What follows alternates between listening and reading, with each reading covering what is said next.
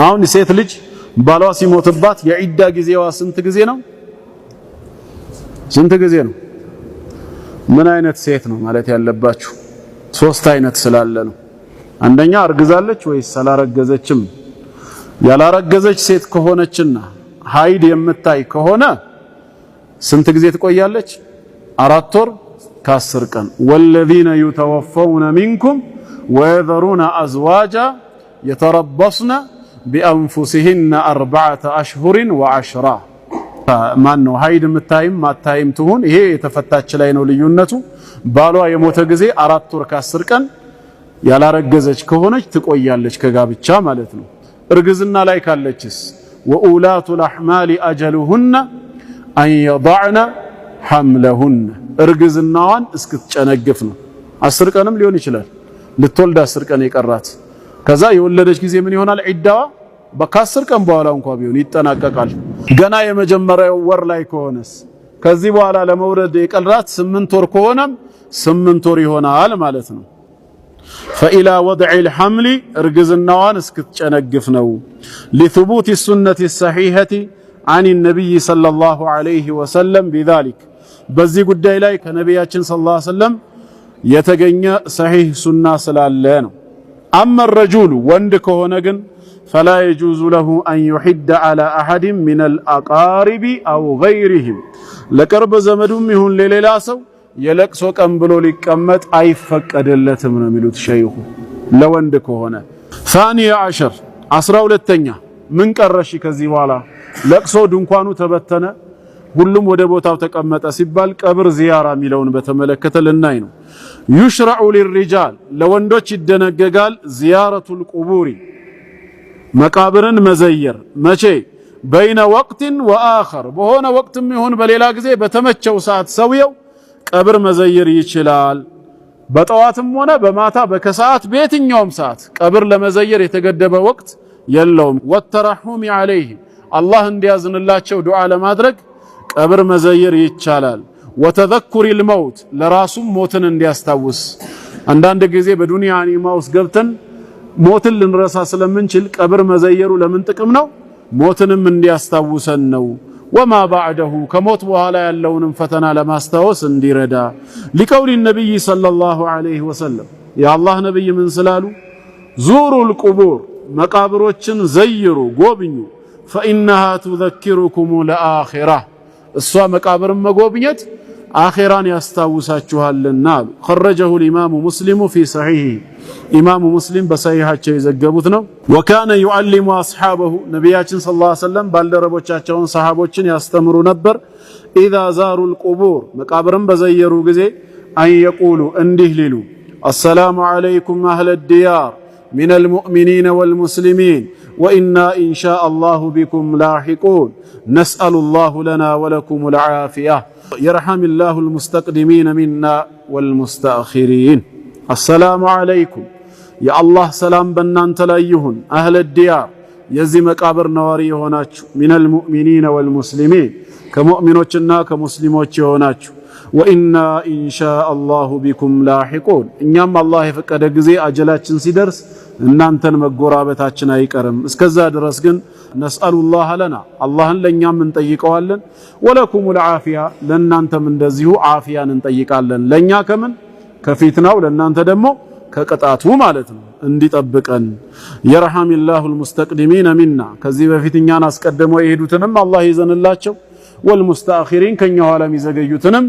አላህ ይዘንላቸው ይላል። أما النساء ሴቶች ከሆኑ ግን ዘያሪዎቹ فليس لهن زيارة القبور مقابر مزير للنسوا يفقدم لأن الرسول صلى الله عليه وسلم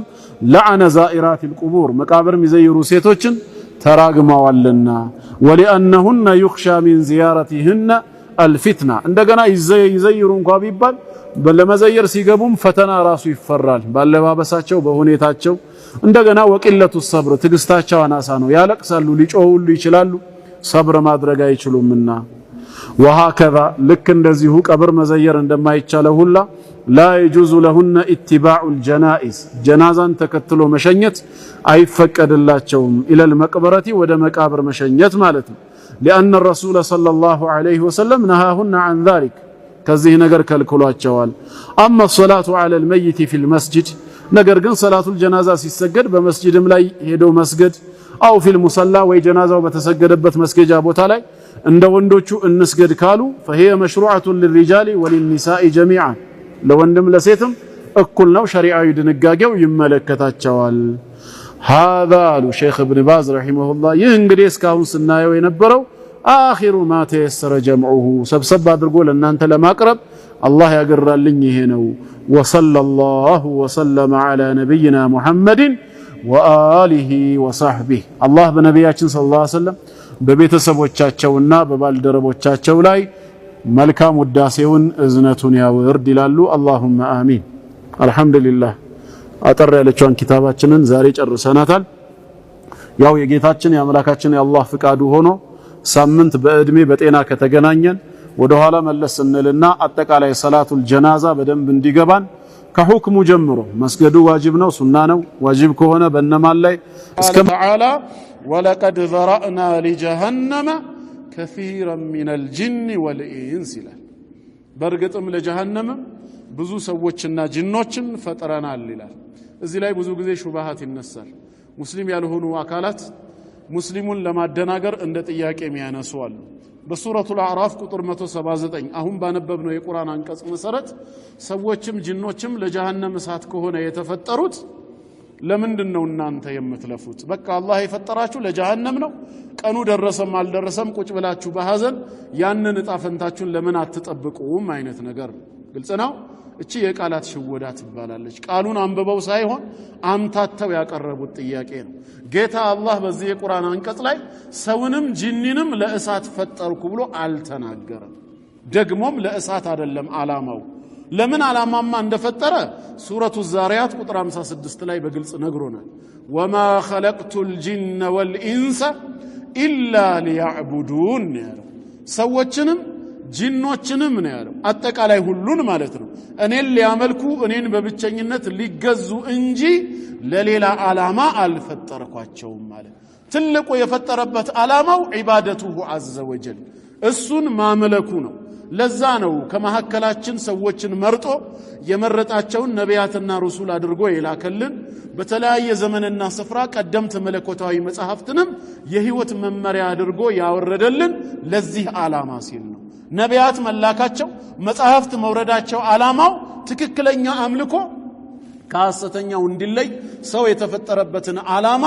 ከግብ እንዲያሳካ ነው ስለዚህ ለዒባዳ የተፈጠርንበት ዓላማ ነው ጀነትና ጀሃነም ደግሞ ግቡ ነው ጋያው ነው መጨረሻ ላይ ውጤቱ ግን ምንድነው ከተባለ ሰዎች ሁሉ የተፈጠሩበትን ዓላማ አውቀው በዛ ዓላማ ኑረው ቢሆንማ ኖረው ሁሉም ሰው የት ይገባ ነበር ጀነት ይገባ ነበር ወይ በተቃራኒው ሰው ሁሉ ከተፈጠረለት ዓላማ ወጥቶ ጌታውን ክዶና አምጾ ከነኃጢያቱ ቢሞት ሁሉም ሰው የት ይገባ ነበር እሳት ነበር የሚገባው ነገር ግን ሰው ሁሉ ባህሪው እንደዛ አልሆነም ከፊሉ አማኝ ነው ከፊሉ ደግሞ ምንድነው ከሃዲ ነው ተጨባጩን ስናየው ሱረቱል ሙምተሂና ላይ መሰለኝ እንደገለጸው ሁወ الذي خلقكم فمنكم كافر ومنكم مؤمن የፈጠረን አንድ ጌታ ነው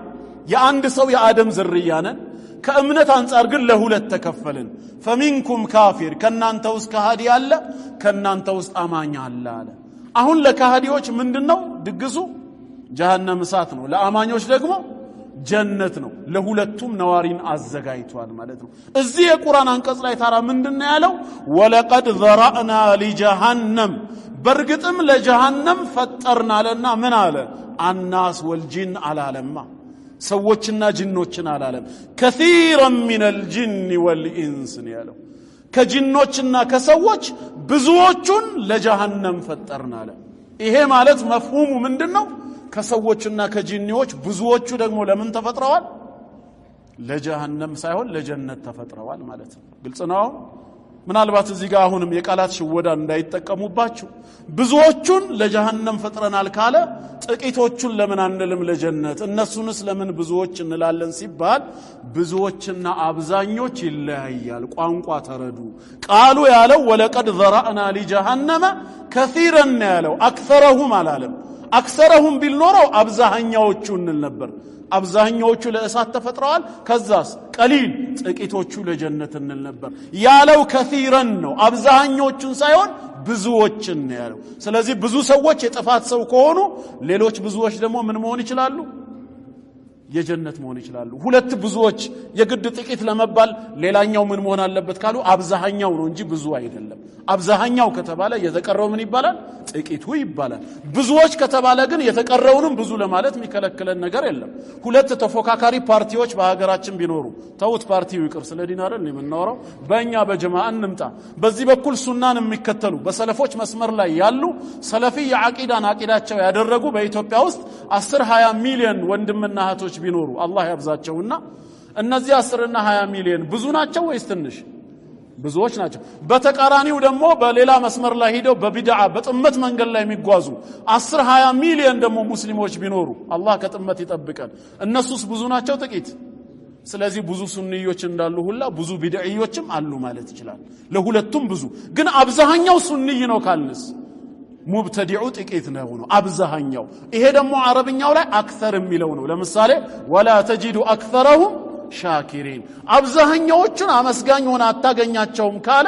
ጥቂቶች ናቸው ማለት ነው የሚያመሰግኑት ብዙዎች አመስጋኝ አይደሉም ቢል ኖሮስ ብዙዎች ደግሞ አመስጋኝ ይኖራሉ ማለት ይቻላል ግልጽ ነው አሁን ስለዚህ ጌታችን ወለቀድ ዘራአና ለጀሃነም በርግጥም ለጀሃነም ፈጥረናል كثيرا من الجن والانس ከጂኖችና ከሰዎች ብዙዎችን ካለ ለጀነት ደግሞ የተፈጠሩ ሌሎች ብዙ አሉ አሁን መነሳት ያለበት ጥያቄ እነዚህ ለጀሃነም የተፈጠሩት ከጂንና ከሰዎች ብዙዎች የተባሉት ለምን ይሄ ነው ጥያቄ ከሆነ አይቀር መነሳት ያለበት ሌሎቹስ ለጀነት ተፈጠሩ ቢባል ለምን አይባልም አላህ الرحمن ነው ቸር ጌታ ነው ለምን መልካም ነገርን ጻፈንታቸው አደረገ ብለን አንወቅስም አእምሮ ላይ ጥያቄ የሚነሳው ብዙዎቹ ለጀሃነም የተፈጠሩት ለምንድነው ለዛ ዓላማ ሲባል ማለት ነው ወይስ ከፍጻሜያቸው አንግል ሚለውን ነው ማየት ያለብን የዚህ መልስ ያለው ምኑ ላይ ነው ለጀሃነም የምትለዋ ላሚቷ ላይ ነው እቺ حرف ወይም ላሙ ተዕሊል ሳትሆን ላሙ العاقبة ትባላለች ፍጻሜያቸው ወደዛ እንደሚሄድ ታውቆ ለዛ የተፈጠሩ ማለት እንጂ ከመነሻው ጀሃነም እንዲገቡ ታስቦ የተዘጋጁ ማለት አይደለም ወለቀድ ዘራአና ለጀሃነም በርግጥም ለጀሃነም ፈጠርን ማለት ለዛ ዓላማ ማለት አይደለም የተፈጠሩበት ለዒባዳ ሆኖ ሳለ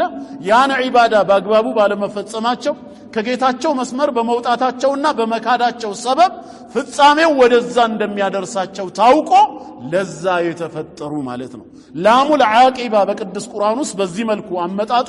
ብዙ ቦታ ስለመጣ ማለት ነው አንድ ምሳሌ እንመልከት ሙሳን አለይሂ ሰላም አንስተው ያሳደጉት ፊርዓውንና ቤተሰቡ ወይ ሰራዊቱ ናቸው አይደለም ለምን ዓላማ ነው ጥያቄው ለምን አሳደጉት ከነ ፊርዓውን አንግል ስናየው وقالت امراه فرعون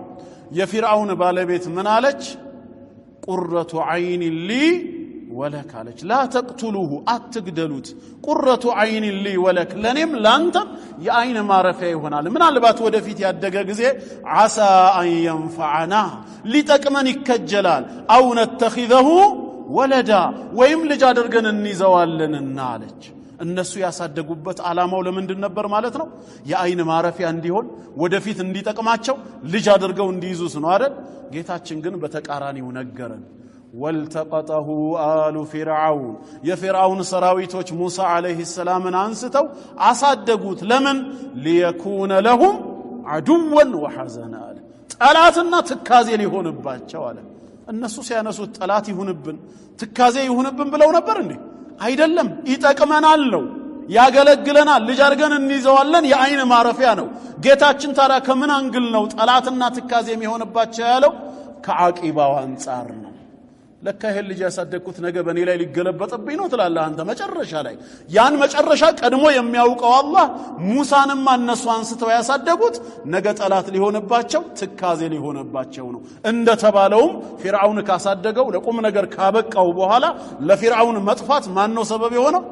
ሙሳ ነው። ባህር ውስጥ እንዲሰምጥ ሰበብ የሆነው ሙሳ ነው። ለዚህ ዓላማ ነው ያሳደገው ያለው ጌታችን የነገራትን ፍጻሜ ወዴት እንደሚወስዱ ቀድሞ ከማወቁ አንፃር ነው። እዚህ ጋርም ስንመጣ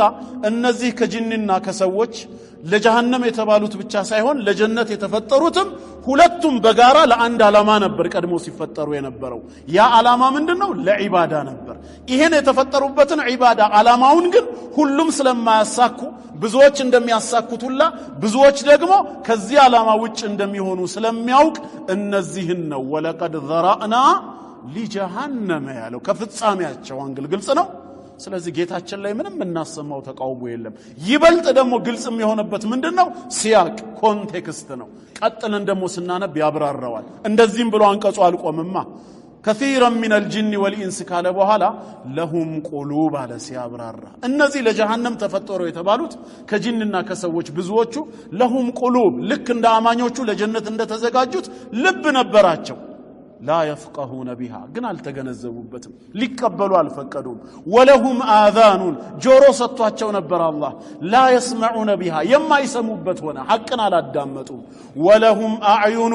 ሁለት አይኖችን ሰጥቷቸው ነበር ለእያንዳንዳቸው لا يبصرون بها ሐቅን ሊያዩበት አልፈቀዱም أولئك كالأنعام እንዲህ አይነቶቹ ልክ እንደ እንስሳ ናቸው ጥሪን ይሰማል ከየት አቅጣጫ ነው የመጣው ለምን መጣ መለየት እንደማይችል እንስሳ ብቻ ናቸው በልሁም አضل አረንዶም ከእንስሳ መስመር የሳቱ የጠመሙ ናቸው ወኡላኢከ ሁሙል ጋፊሉን ከተፈጠሩበት ዓላማ ከጌታቸው አኺራ ከሚጓዙበት ጉዳይ የዘነጉ ናቸው አለ በዚህ ሰበብ ነው አላህ አስቀድሞ ለጀሃነም አዘጋጀዋቸው ያለው እንጂ ሚነል ቢዳያ ገና ከመነሻው ሙእሚኖችም ቢሆኑ በኸይር ስራ ላይም ቢሳተፉ እኔ ግን አንዴ ለእሳት ፈጥሬያቸዋለሁ አላለም ግልጽ ነው ያብራራው ሲያቁ ኮንቴክስቱ ለእሳት የዳረጋቸውን ምክንያት ስለሚገልጽ ነው ልክ